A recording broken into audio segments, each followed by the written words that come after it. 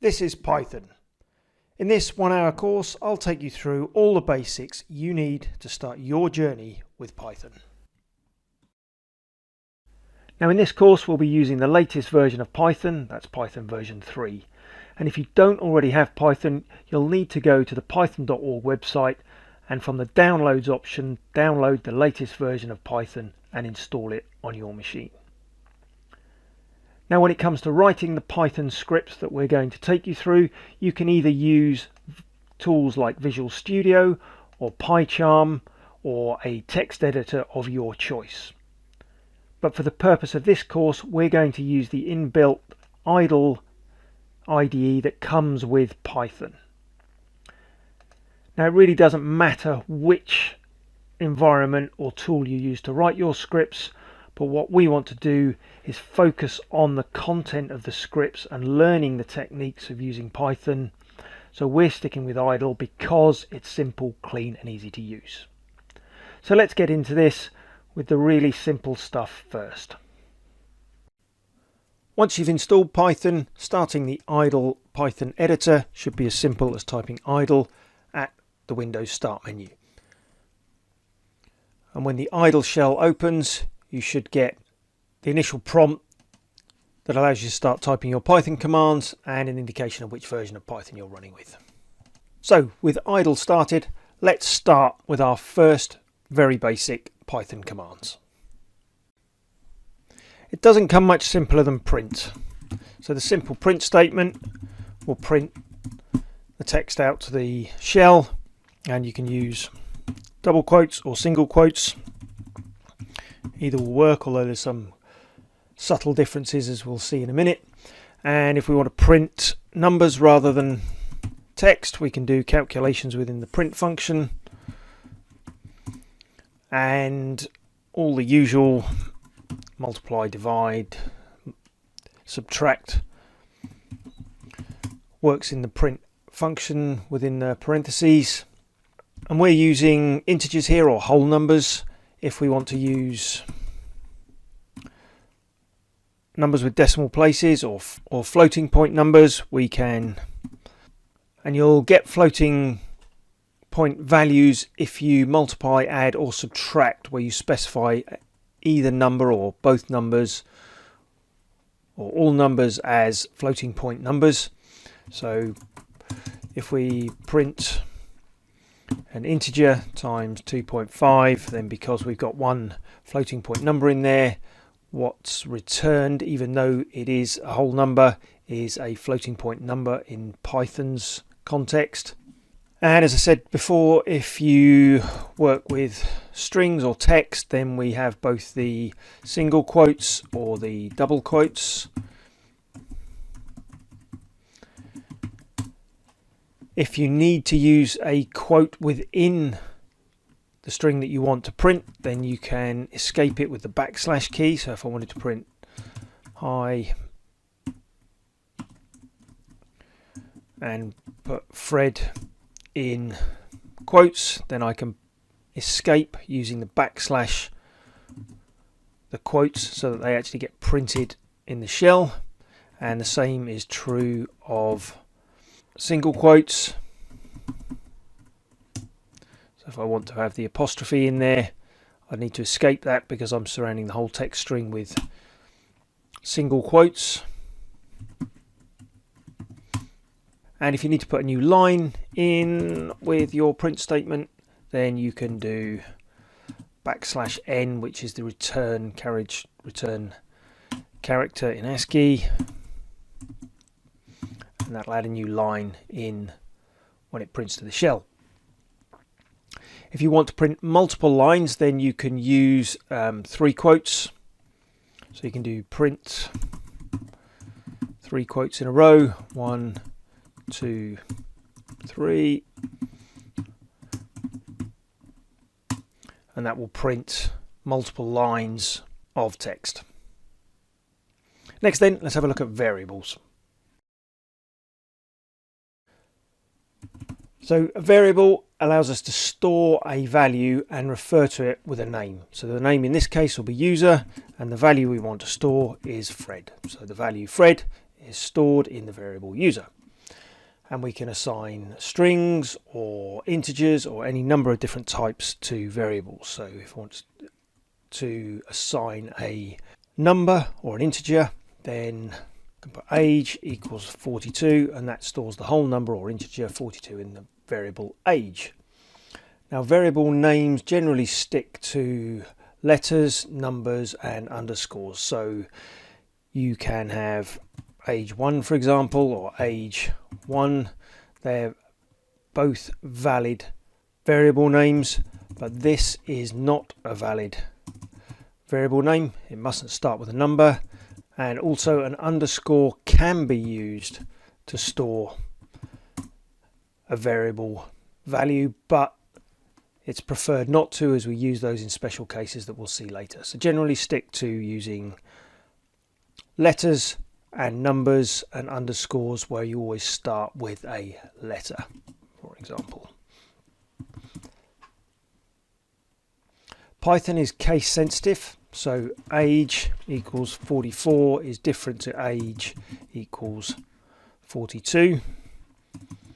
So for print age, that has a different value to print age. When we use variables to complete operations, we can do things like dog's age equals 3 and then print the dog's age.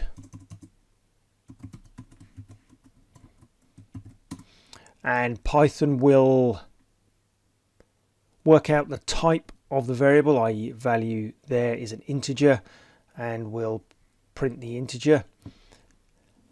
If it's a string, Python will take the string value and print the string, which is a name in this instance. And we can do calculations on those variables within the print function. Print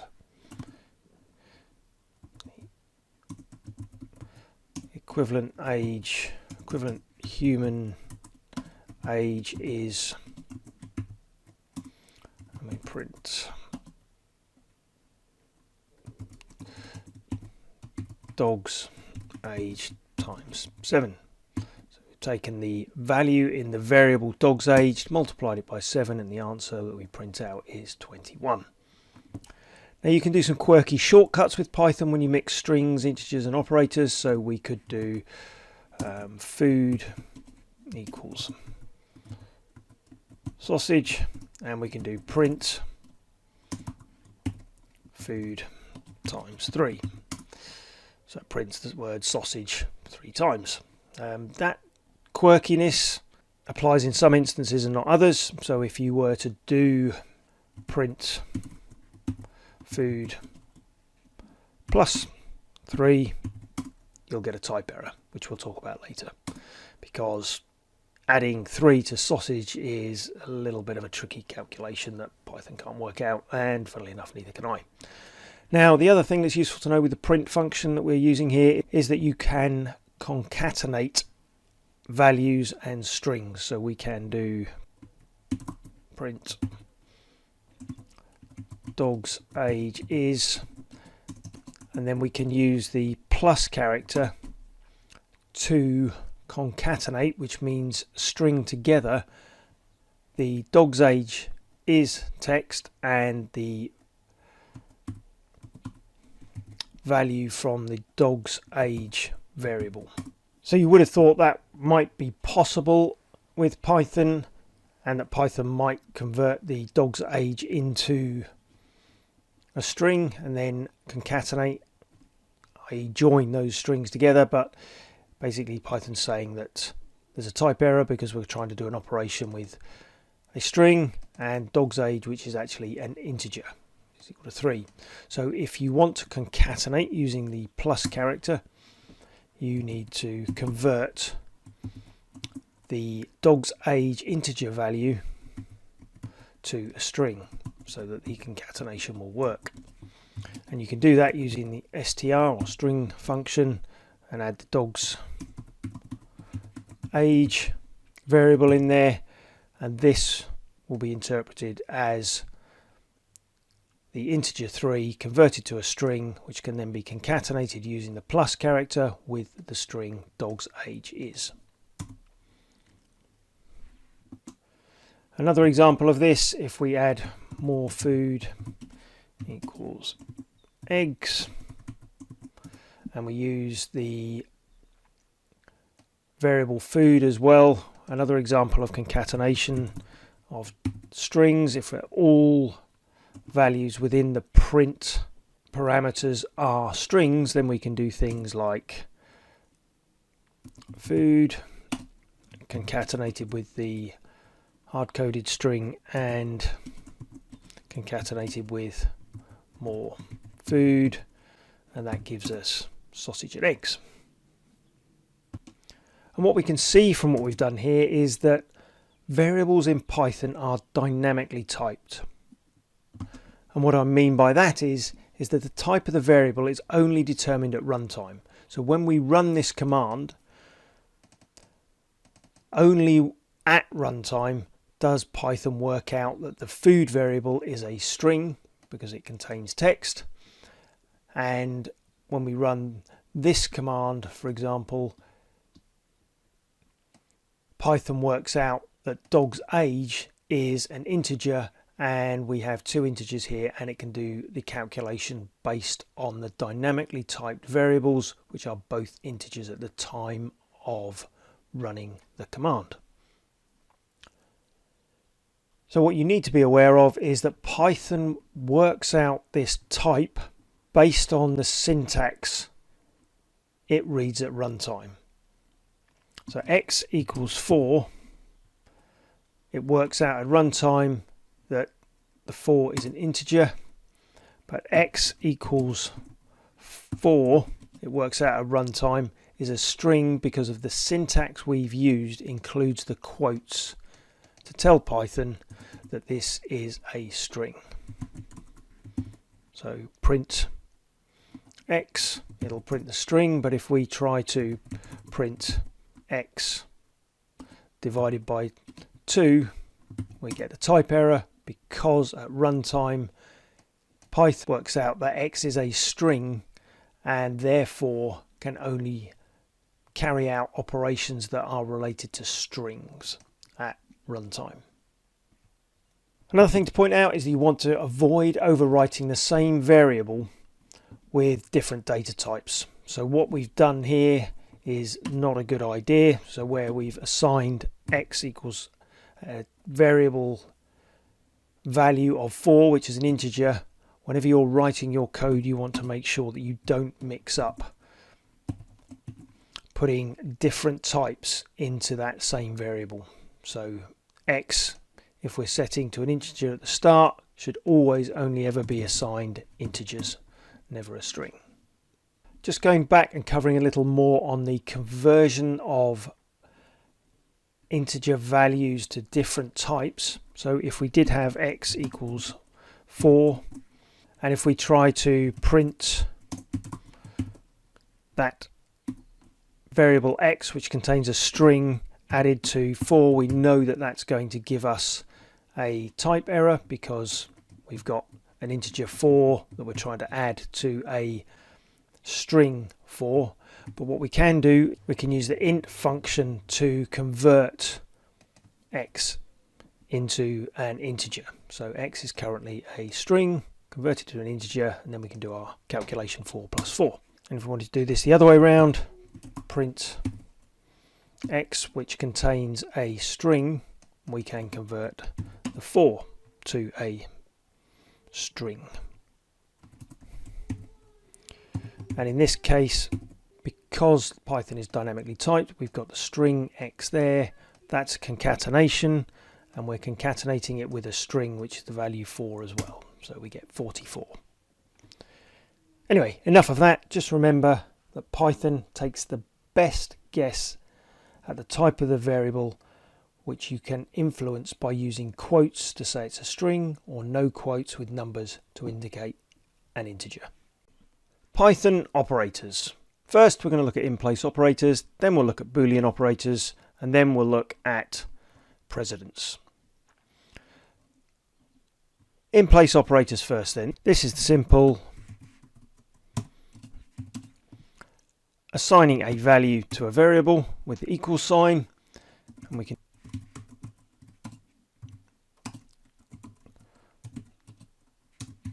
dog's age plus 3 to increment the value that we'd already assigned to dog's age by a value of 3.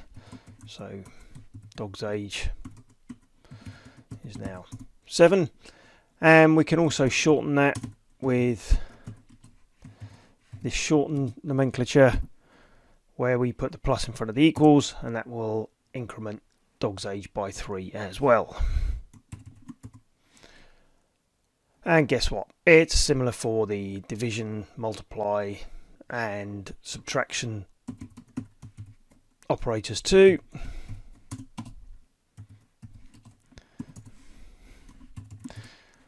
And these operators also work on strings, so dog's first name equals Fred, and we can print dog's first name. And thank you, Python, for letting me know that I've spelt print incorrectly. So dog's first name is Fred. If we wanted to concatenate or add to that dog's first name variable, we can use the same shortened nomenclature with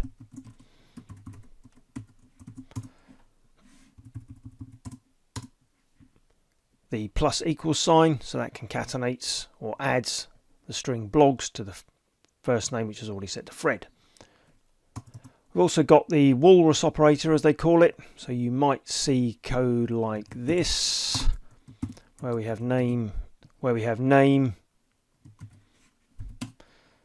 colon equals Fred, and this does two things in one go. It assigns the value Fred to the variable name and extrapolates the value of the name variable within the print function so that it prints the variable at the same time too. So the colon equals operator assigns and outputs the variable at the same time. Just saves you a little bit more typing. In operators then, on the Boolean type, we've got my boo equals true, and this is all case sensitive, or my other boo equals false, and we can print those booleans, and we can also print that a boolean value when we do a comparison using the comparator operator, which in this case is double equals, to check that the value 2 is equal to 3, which of course it's not, so we get false printed. But we can do something similar with strings. See, using the comparator operator again, and that's true. But if we do this, as we can see, as we already know that Python is case sensitive, ABC equals ABC in caps is false, using the equals comparison operator. We can also negate these Boolean values with the not keyword. So we could do print true, and whilst true and false both use first letter in capitals, the not does not have a first letter in capitals, so that will negate the true value to give us false, and of course vice versa if we do print not false. The other not operator is not equals, which is a comparison or comparator operator again, so we can do print brackets true is not equal to false. So we'll do that comparison, and of course that's true because true is not equal to false. Then we're on to greater than and less than. So the usual print 7 is less than 10 gives us true, and we've got print 7 is greater than 3, which is true. Python is smart enough to compare floating numbers and integers, so if we do print 8 is equal to the floating value 8.0 gives us true, so it's converting the integer 8 to the floating value and comparing integer to float. But more interestingly, we also have on the string side of things print Fred is less than Freddie. I've never used this in real life, but Python will allow you to compare strings using the greater than or less than operators. And it basically does that using the ASCII characters and the order of those characters in the alphabet. So if we were to do Fred, that's false because Fred is actually equal to Fred. Like I say, no idea where you'd use that, but it's there if you need it. Operator precedence then, so usual standards here. If we do something like print false operator comparison or true, then the precedence order in this is actually the comparator double equal sign is executed first, and then the result of the false equals false, which is true, is then ORed with the true. And we can check that by doing similar thing with brackets around the false or true. So because we've got brackets around this will be evaluated first. False or true, it comes to true, and false equals true, well, that's going to be false. We're not going to go through all of the precedents, as this is exactly the same as every other language and everything you learn in maths. So we can chain this logic as well. So if we do dog's age equals 5, and then we can do if dog's age greater than 4, and to chain these together, dog's age is less than 7, then we can print our dog is middle-aged. And that's it for the core Python operators. Next up, we take a look at lists. Let's have a look at Python lists then. You can create Python lists with the list name equals and then square brackets to denote the list of values, and the list of values, if they're text strings, are enclosed in quotes followed by commas to separate out the different values in the list. And if you want to access particular values in that list, then you can use the name of the list followed by an index value, so it would be 0 for Fred because the list starts at 0, not 1, and 1 for Simon, 2 for Helen, etc. So if I want to print Simon, use names, square brackets, index number, square brackets. If you need to empty your list, it's as simple as square bracket, close square brackets with no values in. And if I want to print the whole list, I can just use the print function with names in there, and I have no values in my names list. Your lists can include different types, so we can have strings in our lists, we can have integers in our lists, and we can have floats in our list. You can even have a list of items as an item in a list. So Fred is my first item in my list, the integer 2 is the second item, and then the third item is another list, and maybe that has a number of text strings. So in this list I have 3 items, and the third item in the list is a list. If I want to pick out an item from that list within a list, I can use the items name, which references the list. Fred is indexed with 0, so if I want to refer to Fred I use 0. If I want to refer to the integer 2 I use 1, and then if I want to refer to this list, it's the third item in this list, so that would have the index 2, and that will print the whole third item in the list, which is the list. If I want to reference a specific value in the list, I can use 2 index values. So the first index value is 2, which refers to the list, and the second index value is the item within the list. So if I put a 1 in here, I will reference B. Now, if I want to reassign values in a list, it's as simple as for the list name, the index value in the list. So I'm looking at index 0, which is the first item in the list. And if I want to reassign that value, I can assign it with equals. And then if I print items, we'll see that the first item in the list has been reassigned to the value Simon. You can add multiple items to the end of your list with this nomenclature, plus equals, and then I can put 1 and 0, so it'll add 2 items to the end of my list. If you want to check if an item is in a list, then you can use the in keyword. So we can do print Fred in items, and Fred is no longer in my list, but if I do print Simon in items, it should get true. And of course, if you want to see if an item is not in a list, you can use print not Fred in items, and that's true because Fred is not in my list of items.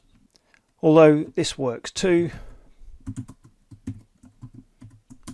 Fred not in items, which is a little bit more readable in my opinion. So there are some list functions that are worth knowing about, and the core ones that you'll need to become familiar with are your list name, append, so we can append a value to our list with the dot append nomenclature, or the dot append function with the items in the list we want to append.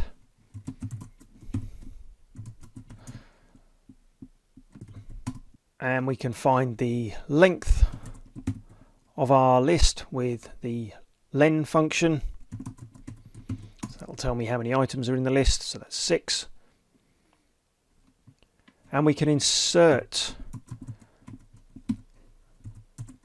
an item in a specific location in our list by using the insert function, which starts with the first parameter of the position you want to add the item to, so index 1, so it'll be second position, and then the item you want to insert. So we've added Freddie in the index position 1, which is the second position in the list. And of course there is the items.remove. So if we've got insert, we must have remove, and then you can put in the item that you want to remove from the list. And we can find the position of an item in a list using the name of the list with the index function. So if I put the item in the list I want to find the position of, I will get the index of 5, so that's 0, 1, 2, 3, 4, 5. Just a few other functions to finish off with then. We've got the max function, so I pass that my list, but as you can see here, the list that you're looking for the max item on must contain values of the same type. So if I have my numbers list 1, 5, 7, and they are all of integer type, I can do max nums and I'll get the maximum number. We've got the same with min, which finds the minimum number. There are many more functions that will help you manipulate lists, like reverse, copy and sort, all of which you can look up as your needs and knowledge of lists grows.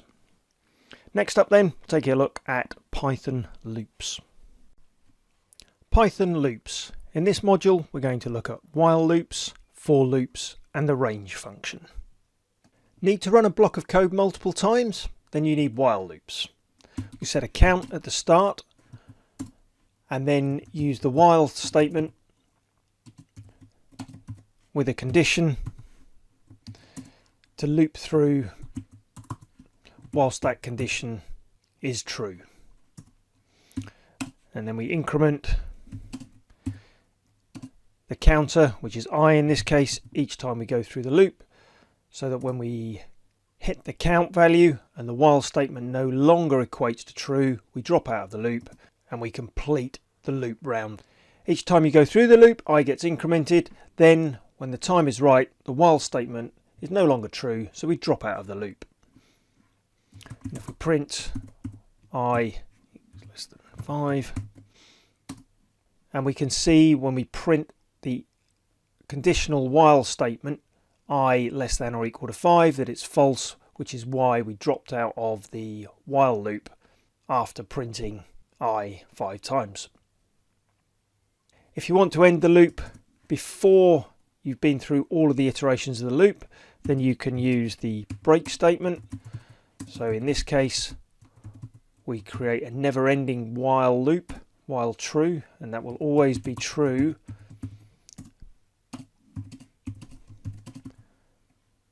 so we need to find a different mechanism with which to break out of the loop. And in this case, if I is greater than or equal to 5, we can use the break statement, and that will break us out of the loop and print 5 instances of I. So we use the while true to create an infinite loop, then break out of that infinite loop.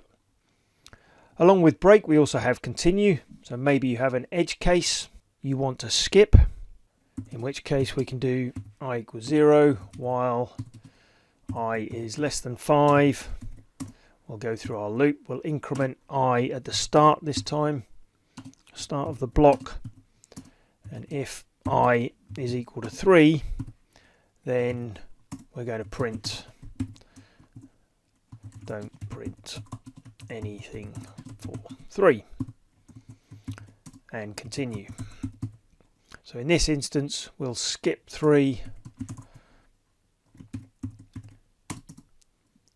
and when we hit the condition I equals 3, then we call the continue, which takes us back to the start of the while loop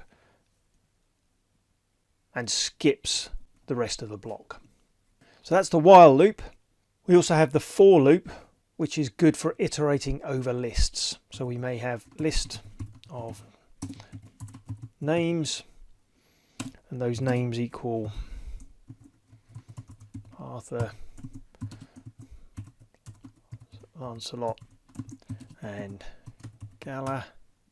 So we've got 3 names in a list, and then we can use the for statement to iterate through that list.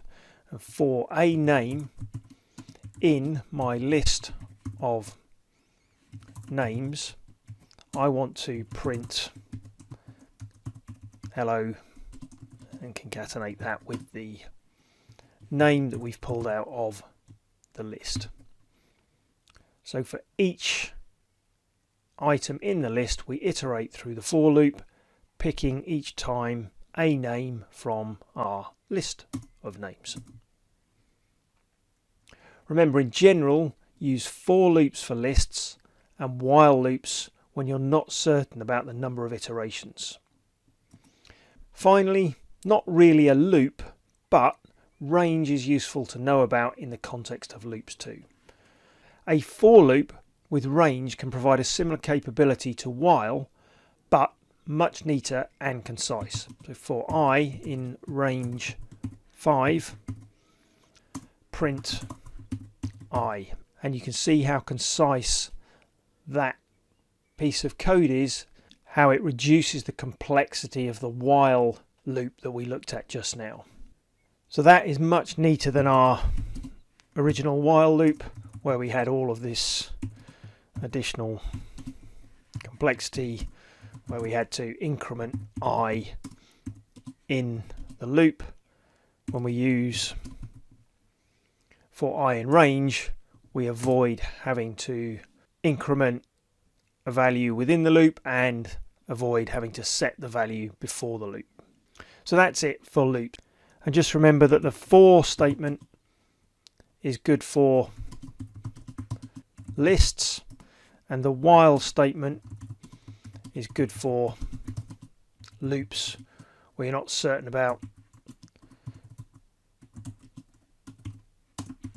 the number of iterations.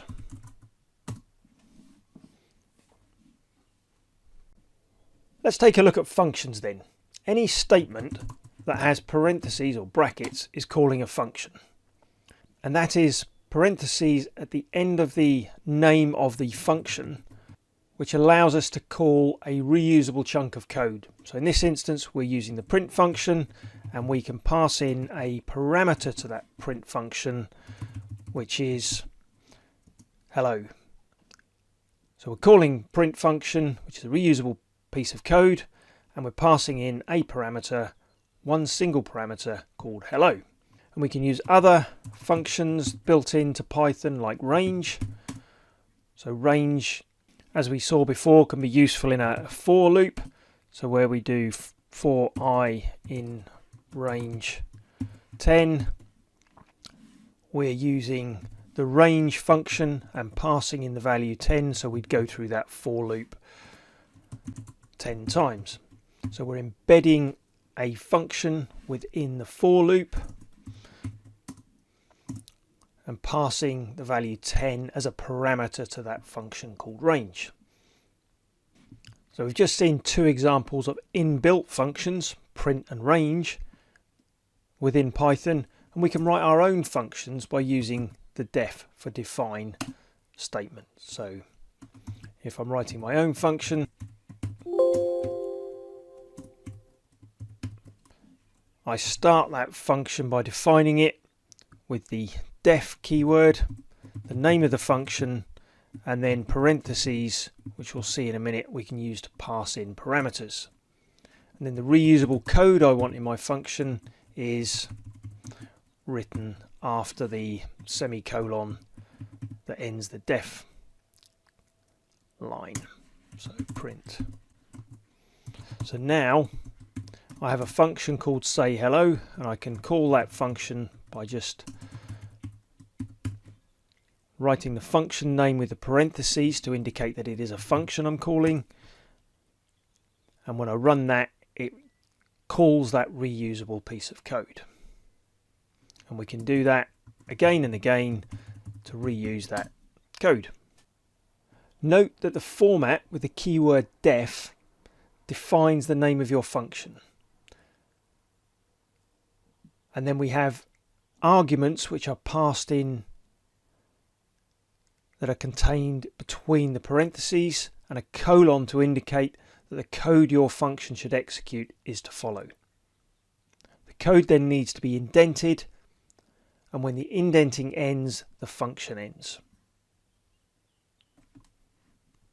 So if I create a variation on my function say hello, you call this one say hello again,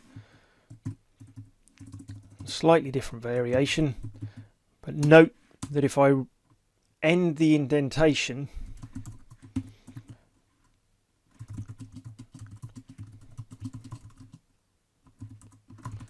then any code after that block that is indented will not be executed.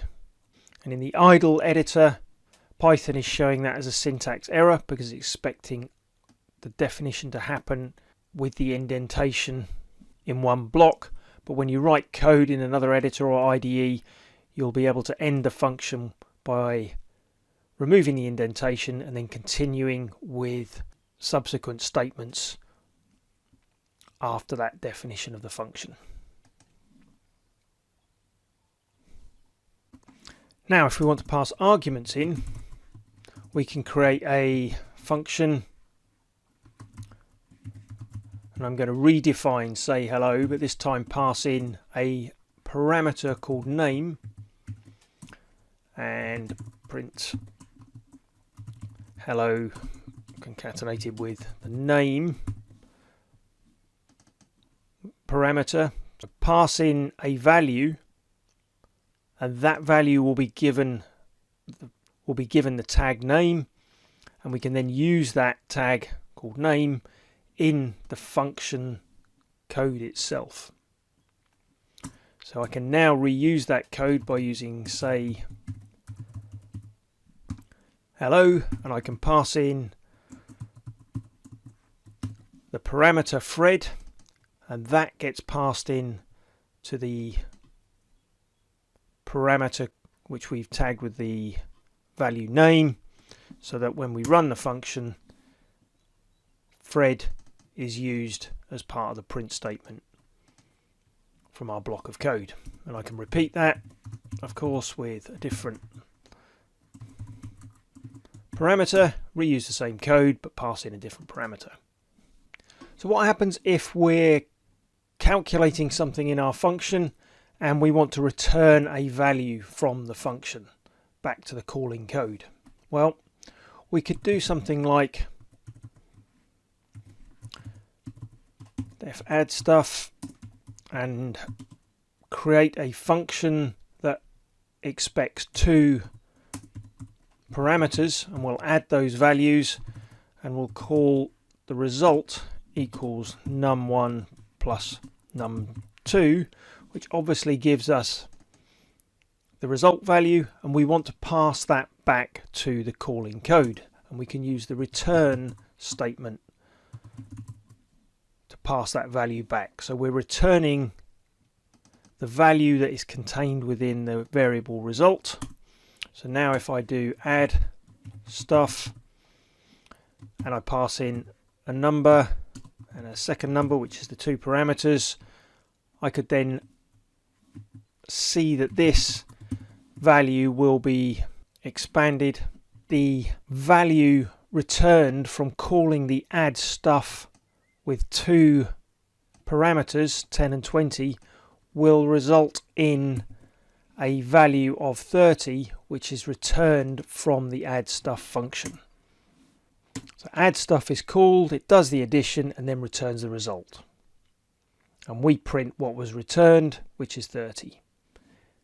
Interesting to note that we have a function's argument being passed to another function. So this is a function that we've defined, and this is a function that is inbuilt within Python, and we're passing that inbuilt function the result from our function. So we're embedding one function within another function. Remember though that once you've returned from that function, nothing else gets executed. So if we were to do this, once we've returned, we have returned, and none of the code beneath that return statement will get executed. So that's it for the basics of functions. We'll expand on this in future modules, but as long as you understand how to define a function with the def keyword, how to name your function straight after the def keyword, and pass in or define the parameters for your function, and then write the block of code underneath and return from that function any value with the return statement. Then you'll be in a good position to start defining and writing and using functions in the Python code you're going to develop. Module 7, Python modules. When other people write code and functions, they can pull them together as modules. Some modules are included with Python and available straight away. Some are included with Python but not yet available. And others you have to download separately and then add in to make them available. So let's look at some modules that are included with Python but not immediately available to you. In your Python install directory, you'll find a folder called lib for library, and in here are folders with modules and individual files that are modules. And what we're going to do is look at one particular module, and that is the random module. I'm going to show you how to import it and how to start using some of the functions, methods and properties that this module makes available to you. So how we make the methods, properties and classes that are contained in that module available is we use the import command. So we can import random, and that will make all of the functions, classes, methods available in this random py module that we can view using a text editor, available to us in our Python shell or in our Python scripts. And you can see when we view this random.py file that we've got a doc string that explains what this particular module makes available to us. And using the import random command will make all of this available to us within our shell. Before I do this though, let's demonstrate that this particular Python module is not yet available. So if I was to try and do help.random, I see that I get an exception, and that's because I haven't imported the random module yet.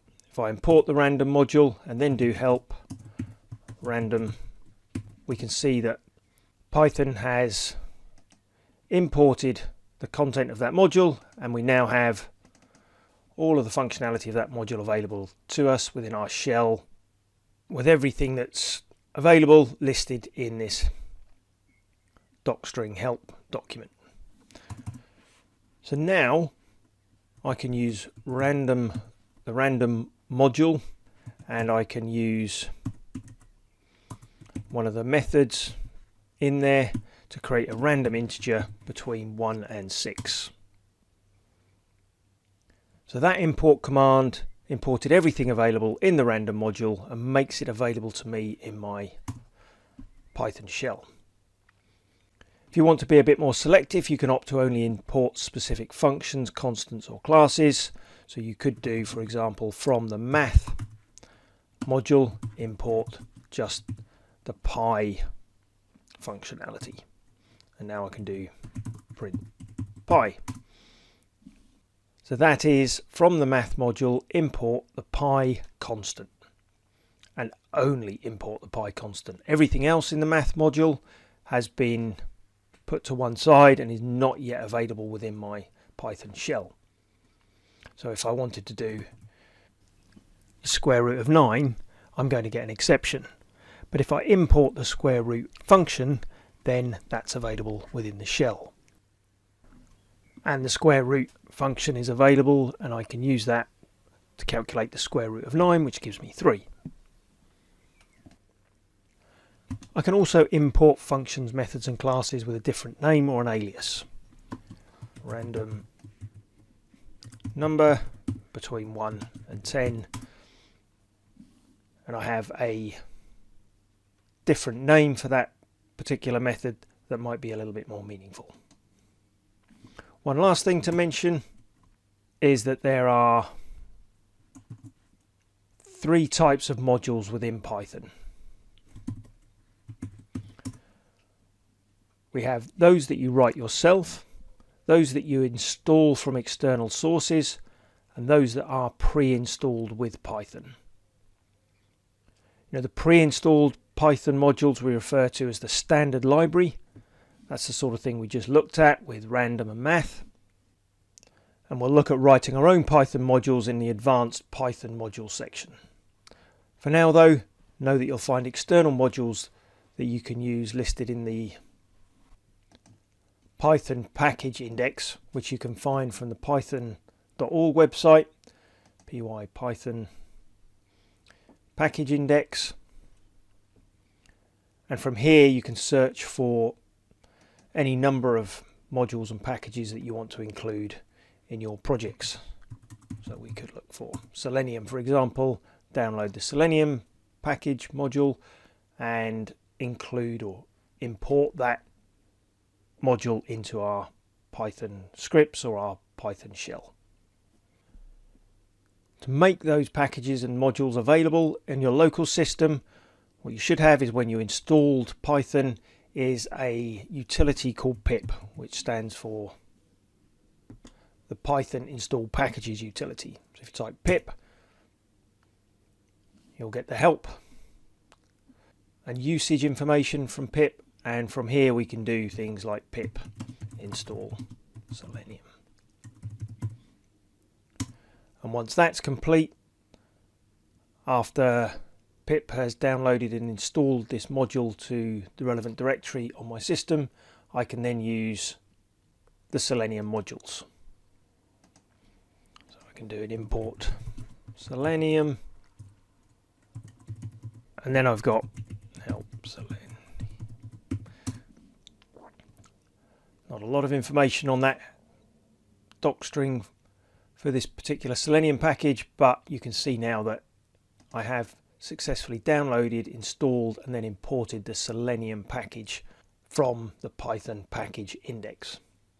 More on modules in a later part of this course, but that's all you need to know for now to get started with downloading, installing, and using additional modules that will really expand the capability of your Python installation.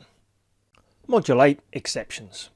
When things go wrong, and they will go wrong, you need to deal with them. Because if you do not deal with them, your programs will just crash out with a horrible error message. So when things go wrong like this, it's referred to as an exception, and usually results in the program stopping, but depending on what goes wrong depends on the type of exception.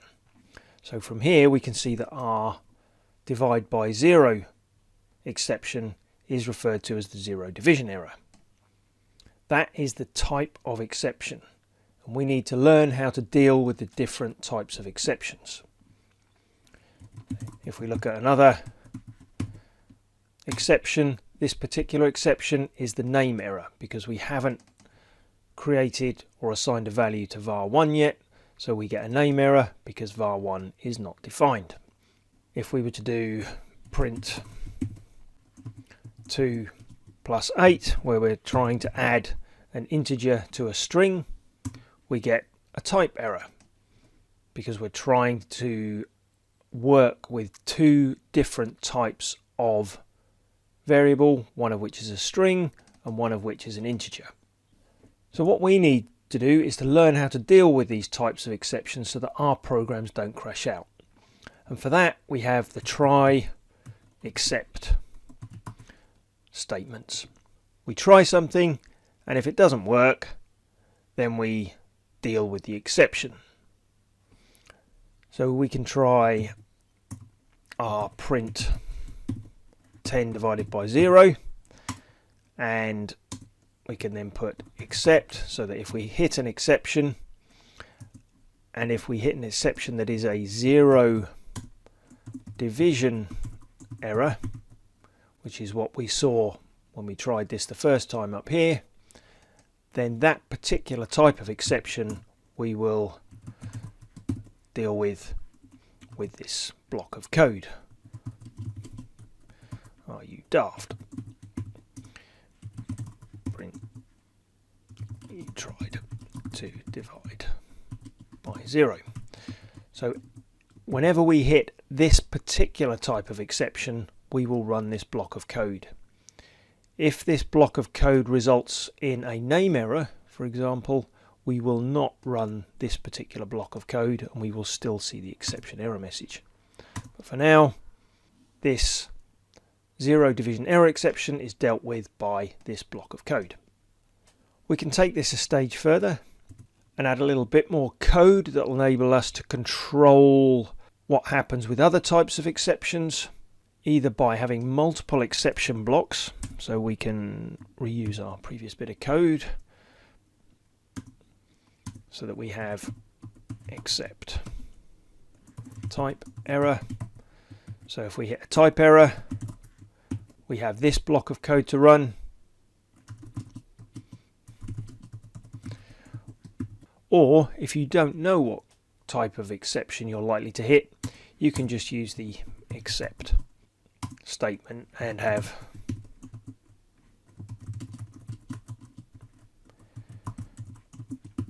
this block of code run. So if I was to go up and change this to var1 so we get a name error exception, that will not be covered by this block, and that will not be covered by this block, so it should be picked up in the final block, which is the general exception block of code.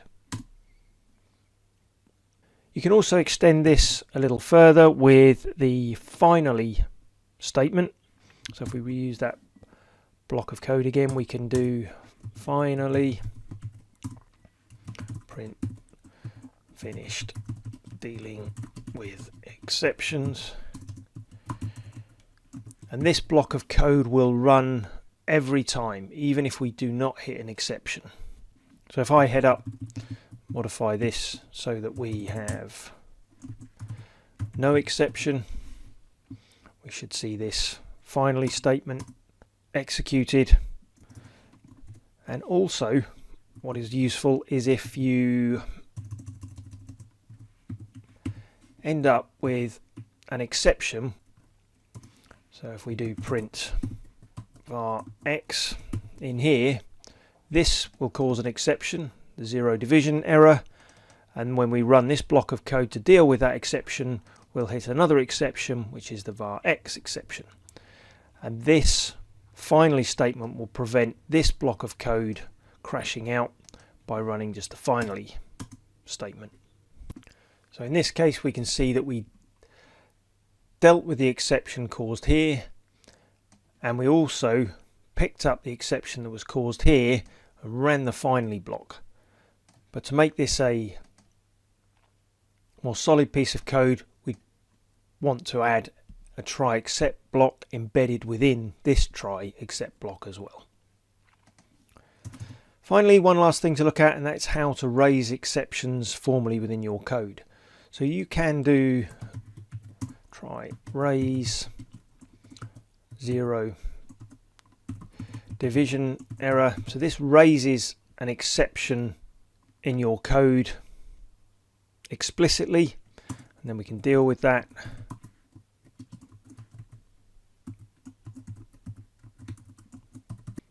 with our except block.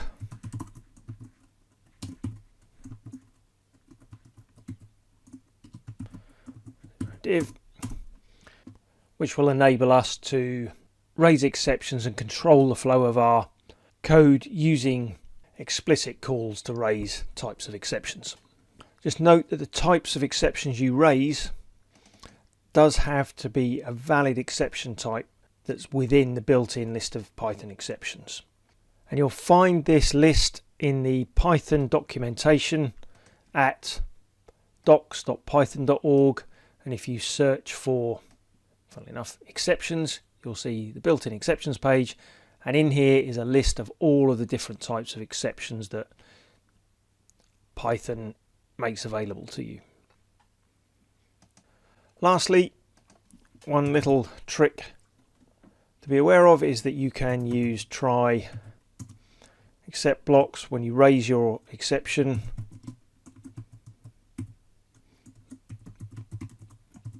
You can raise it with an error message. Don't do this. And that error message can then be used within your except block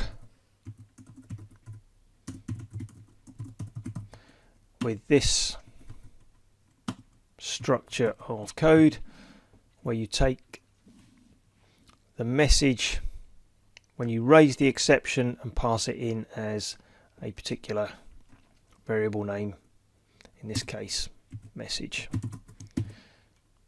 I can print that message. That'll do for exceptions. Next up, we'll take a look at assertions. Module 9, Python assertions. Assertions allow you to check something is correct, and if it's not correct, get Python to put its hand up and tell you something doesn't add up. Well, actually, it doesn't put its hand up, it raises an exception. So if you assert 2 plus 2 is equivalent to 4, you'll see that there's no visible response from Python. However, if we assert 2 plus 2 equivalent to 5, we'll see our good old friend, the exception. And the exception type, of course, is assertion error. So if we then go for our try except block, assert 2 plus 2 is equal to 5, with our except assertion error, print doesn't add up, Python will flip into the except block that's labelled with assertion error and run the code in that block. Now it's best that you do handle those assertion errors, because they'll bring your program to a grinding halt if you don't. Oh, also, if you want to pass in an assertion error message, then adding a second parameter to your assertion statement can help. So in this instance, we have our assert statement, we have our first parameter, and we can add a message as our second parameter. That message can then be used in our except statement. So we have except assertion error as, and then use message as the parameter, and we can feed that parameter into our print statement in the except block with, and we have to convert this to a string using the string function.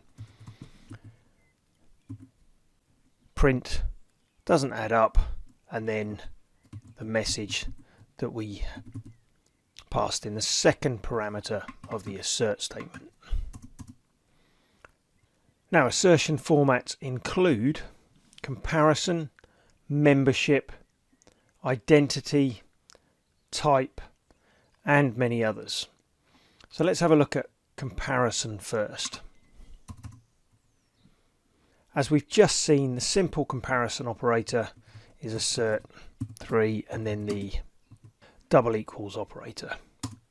And we can use that with strings, and you can use the not equal operator. So because Python is case sensitive and the assert statement is case sensitive, that first string is not the equivalent of the second string, and we can use statements like this, and if we set a variable of result is true, we can do asserts with booleans. So that will give us an assertion error because result variable is true, which is not the equivalent of false.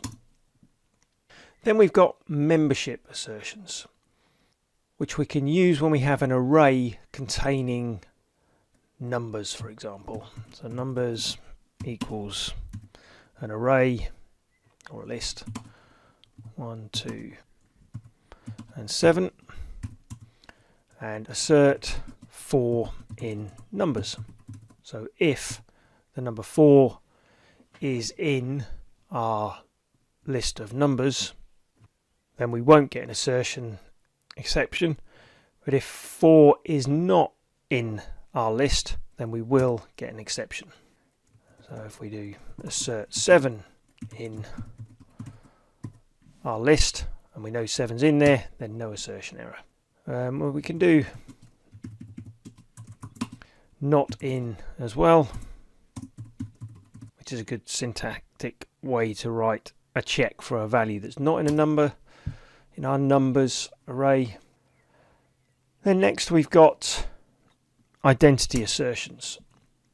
So we can have a variable x is equal to 1, y is equal to x, and assert x is y. Now think of this not so much as 1 equals the value 1, but more that x is y. And we'll come on to why that's the case in a later module. But what we're saying here really is that x is equivalent to y, not that x is 1 and y is 1.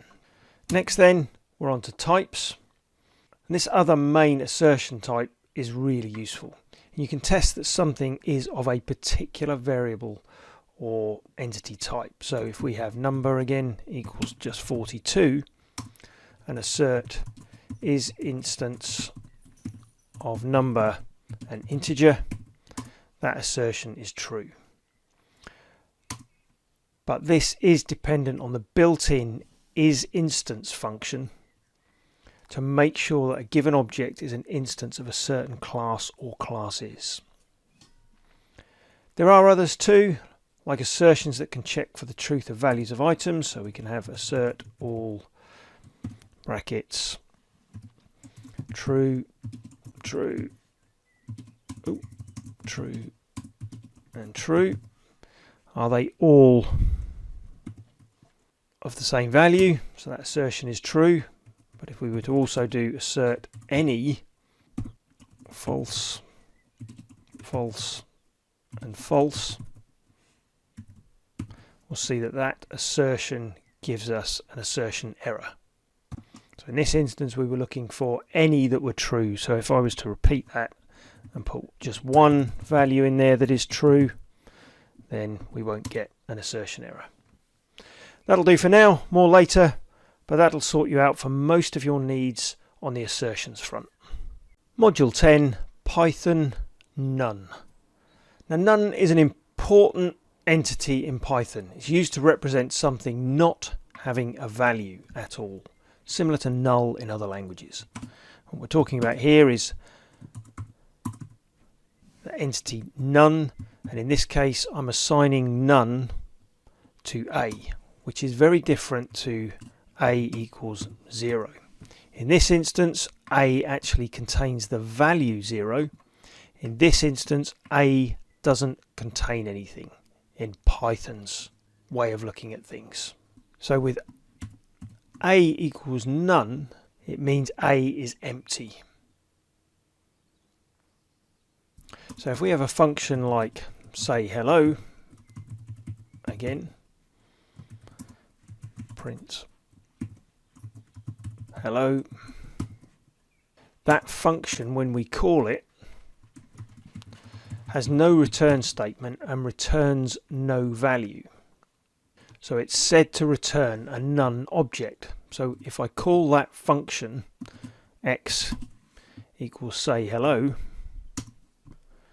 which runs the function and assigns the return value, of which there is none, to x, and then I print the value x, x is none. Nothing at all contained in x.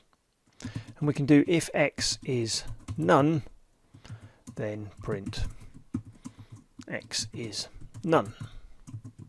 And the opposite is true if x is not none, then do something.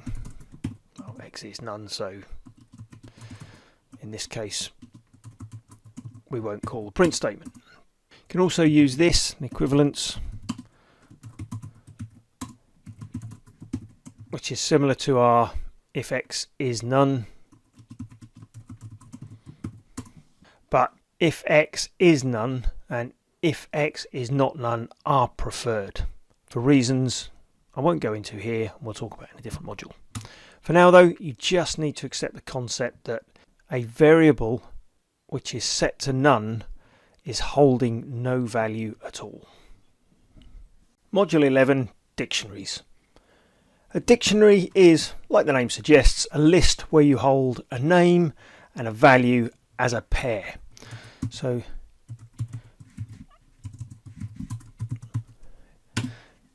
in Python syntax we use the curly braces to indicate that it's going to be a dictionary, and in this example we're going to have the type of animal and the name of that animal. So in this example we're going to have the type of animal and the lookup value will be the name of that animal. So my dog's name is called Minnie, my cat's name is called Oliver, and my pony's name is called Magic.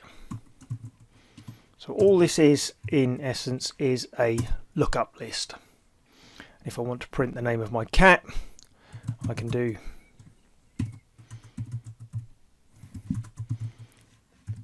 animal names, which is the name of the dictionary itself, and then the lookup name, which then gives us the value, which is the name of the cat, Oliver in this instance. So just think of a dictionary as a lookup list.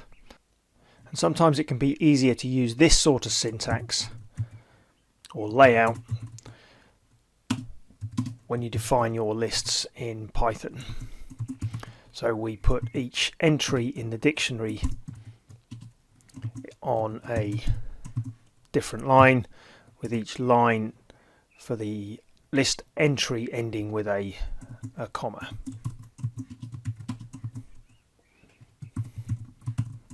You get the idea on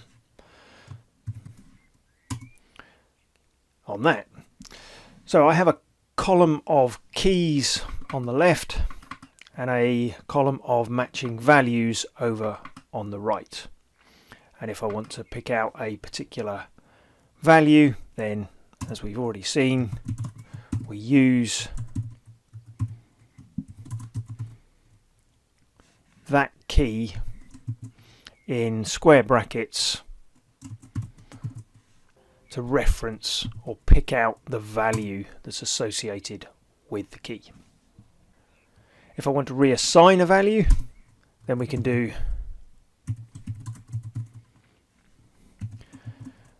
the name of the dictionary and the key, and we can reassign a value with the equals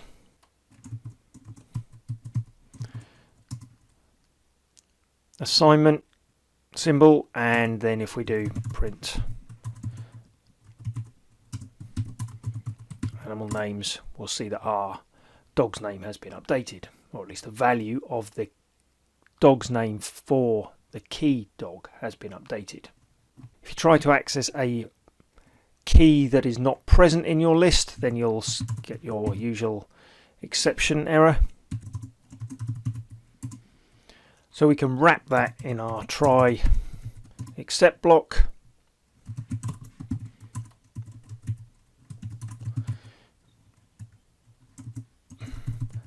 And in this instance, as we see from the exception error above, the exception type is key error. So we can then use this block of code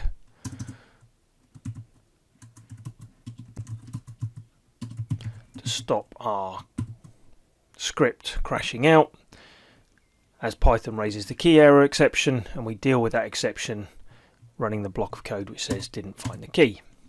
You can assign lists as values in your dictionary if you want to too. So shopping list equals a dictionary, and we might have in our shopping list a list for all of the items of fruit we want to have in our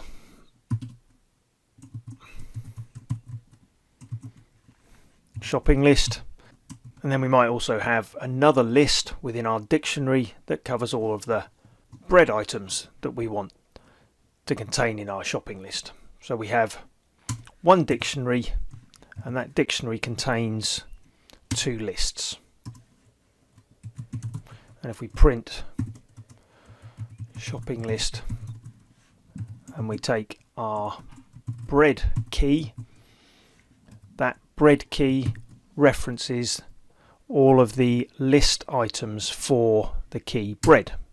And you can even drill down even further with that. So if I use shopping list bread, so I'm looking up in the dictionary with the key bread, and then I can pick an item in that dictionary entry for the list. So I'm now referencing the second, so the index starts at 0, 0, 1, the second item in the bread list within the dictionary. Going back to my animal names dictionary, if we add one more animal name in my animal names dictionary, magic. What we want to look at now is how to check for keys and values in those dictionaries we're using. And to do that we can use the in keyword, so I can do print for sheep in my animal names dictionary. So now I'm looking for the key to see if it is in my animal names dictionary, and the return I get from that is false, so it's not in there. This doesn't work for the values though. So if I was to do print mini, so that's a value in my dictionary in animal names, that will not give me the correct answer. All this looks for when we use this keyword in is the keys, not the values. So we're looking for the keys in there, which is why this has come back with false. If you want to look for the values, then you'll need to use the values function. So that values function, if we add that to our animal names dictionary, will give us all of our values in the dictionary. So we can then do print look for mini in animal names dot values, and this use of the values function, the keyword in, checking for the value mini in all of the values, will return true. Just going back to looking for keys in our dictionary though, so where we looked for sheep in animal names and it returned false, and our other example of looking for or trying to print the value for the sheep key which isn't in the list, returning an exception, you can avoid some of these issues by using the get function rather than just referring to them directly. So we could use, rather than print animal names directly with the key, rather than do this, if you use the get function in much the same way as we did the values function, you can avoid those exceptions, and Python will return our none entity, which indicates that there is nothing in our dictionary that has the key sheep. That's it for dictionaries. In the next session we'll look at slices and other variations on lists. Module 12, tuples and list slices. So we've already seen lists that we create using square brackets and entries in the list with comma separated values, and we've also seen how we can create dictionaries using our curly brackets with key value pairs, each entry in that dictionary again separated by commas. And we can also create tuples which are similar to lists, but once defined they can't be changed. So whereas we had our names list, which was using the square bracket syntax to indicate a list which we can add values to, change values in, we can create a tuple with the normal brackets and again the same comma separated lists of values. The difference being is that the values in this list or tuple is immutable, that is, we cannot change it. So if I wanted to add or change a value in this tuple, so if I wanted to change the first entry to spam, you'll see that I get an exception, type error, tuple object does not support item assignment. So we cannot change any values in our tuple. In the example above, I used the brackets to define my tuple, but you can also create tuples without the brackets as well. So if I create another shorter tuple with 2 values in, same thing, slightly shorter syntax. Values in tuples can be accessed in exactly the same way we access them in lists. So if I print breakfast 0, that will, using index starting at 0, pick out the first value in my tuple. The only change you can make to a tuple is either create a new one or clear an existing one so that you can reassign. So if I wanted to change my breakfast tuple, I need to clear it first, and the way to do that is just to do breakfast equals an empty tuple, and then I can create new entries in that tuple. So remember, lists, you want to use square brackets; dictionaries, you want to use curly brackets; and tuples, you just use normal brackets. So now we understand lists, dictionaries and tuples. One last thing that can be used on lists and tuples is slices. Now slices just give you a number of values from either a list or a tuple. So if I do print names, then I have my names list, but if I only want to pick a certain set of values from that, then I can use a slice and the slice syntax.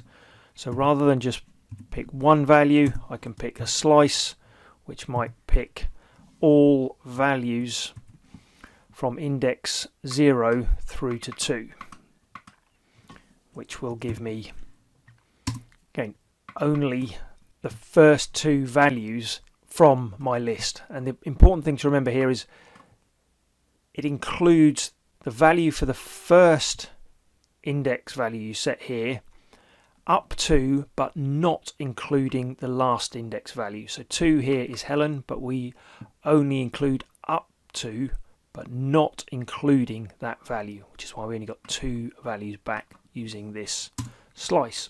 And we can do the same with our tuple. So if we use our breakfast tuple, print breakfast, and we want to use the list values starting at 0, so the first entry, all the way up to but not including,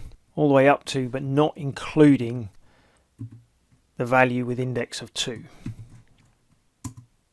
And we get the first and second entries from our tuple. So if you wanted to take a slice out of a list or a tuple, you can reassign by creating a new tuple. So breakfast without any beans, for example, would be breakfast. And we put the list values in there, 0 up to and not including 2. And that will create a new tuple of breakfast with no beans. You can even use things like creating a new tuple with values breakfast and everything from the second or the first index value all the way up to the end. Give that a new name, breakfast new, and if you leave that second index value off, it will use everything up to the end.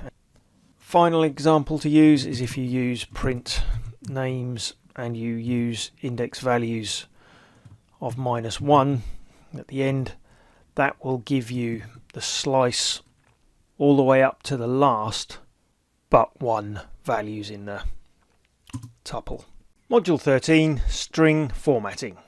Some simple but useful stuff here.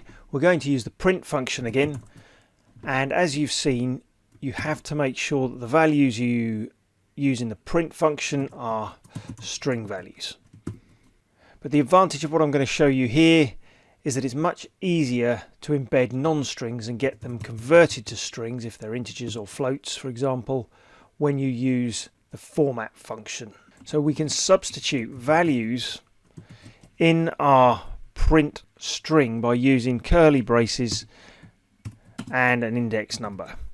So this will expect, when we run it, to be passed two values with an index of 0 and index of 1. And we use the dot nomenclature and the format function, and we can use values 5, which is an integer, and the value 6, which is an integer, and 5 is index 0, which will be passed in here, and 6 is index 1, which will be passed in here. So now when we run the print function, the format function within this is responsible for making sure that these values are converted to string values so that they can be used within the print function. Thing to note is the dot syntax here and the fact that we've passed in integers, which format will automatically convert to strings as it passes those values into this string here. Or we can split this out. If we take this a step further and we do message equals values, and we put the values in a variable called msg, message, and we have 3 values that we want to work with here, and we use format, and we can use we need 3 of these, B and C, and that is then assigned to the variable msg, and we can do print msg. Or we could do the same with floats. So if we were to pass in floating point values here, 0.11 and 1.55, and maybe even leave that as a string, and we do the print again, you'll see that the format function takes care of all of the conversion of those values to strings. And in this way you can stop worrying about what type something is before you try to print it. You can even structure this with named arguments as well. So instead of having our values defined with these index values, we could use float, int, and string, and then in here we would put float equals 0.11, we would put int equals 1, and we would put string equals C. And then again we can do print msg, and that will print our float value, our integer value, and our string value. And this format just makes it a little bit clearer in your code as to what is going where. But note, these are not setting variables. It's just a clearer way of working out what is going where in the string that you're formatting. Module 14, some useful functions. As you build out your programs, you'll find these additional functions indispensable. And we're going to look at some string functions, some numeric functions, and some list functions. First then, some string functions.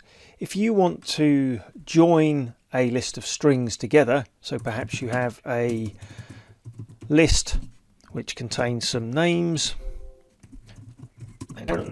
and that list you want to print out all as one single string, then we can use the good old print function and then concatenate that with a string that we want to join our values with when we print them, and then the join function with our names list passed in. And when we print this, what we'll see is that we printed the word hello. We concatenated that with the join of Fred and a joining string, which is comma space, and then it automatically joins all 3 of those values from the list together. If you want to replace part of a string, we use the replace function, funnily enough. So if we have the sentence, the cat sat on the mat, and we wanted to replace part of that sentence when we print it, we can use replace, and we pick the word we want to replace with the word we want to substitute in there.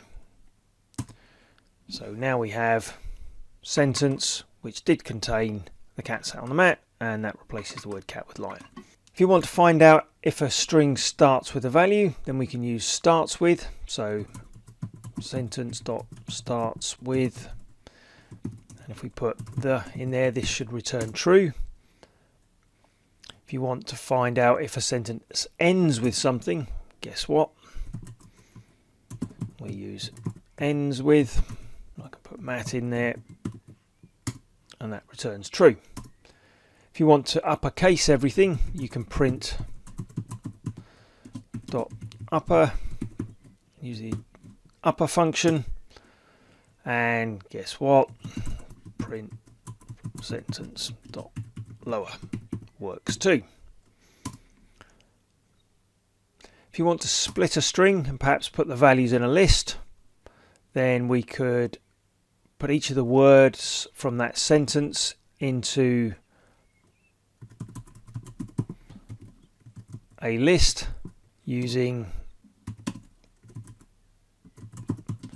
the split function, and you have to tell the split function where you're going to split each string. So in our case, I want to take each word, so I'm going to split based on a space character, and that should then give us a list with each of the individual words from the sentence in it. Next then, a few numeric functions. So if you have a list of numbers and you want to find the minimum number in that list, so I've got 4 numbers, I want to know what the minimum number is, we can use the min function, and guess what? There is the max function too. We can find absolute values with the function absolute, so if we take minus 99, the absolute value for that is 99, and the absolute value for positive 99 is 99 too. If you want to sum a list of numbers, we can do this with a mix of integer and floating point numbers in our list of nums, and then we can do sum nums, and that will return the addition of all those numbers with the conversion from int and float all managed automatically for you. Finally then, a few list functions. We've seen these before, but all and any are very useful. So if we go back to our nums list and we do if all bracket num greater than 1 for num in our list of numbers, then what we're doing here is we're creating a for loop where we're picking each value from our numbers list, and in turn the numbers will be placed in the num variable, and if the num is greater than 1 and all of them are greater than 1, then this should equate to true and the following line should be run. But in this instance, as you can see, that is not greater than 1. So if we try variation on this, greater than or equal to 1, this line should be run.